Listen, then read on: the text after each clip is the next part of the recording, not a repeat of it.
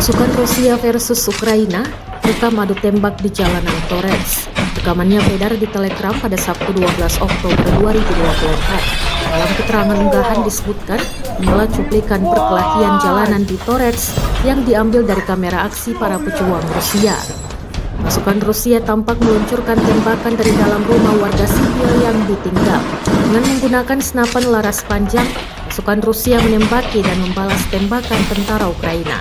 Tampak pula pasukan Rusia sukses meledakkan satu alat tempur Ukraina di tengah jalan. Rekamannya pun kini telah menuai berbagai komentar dari warganet.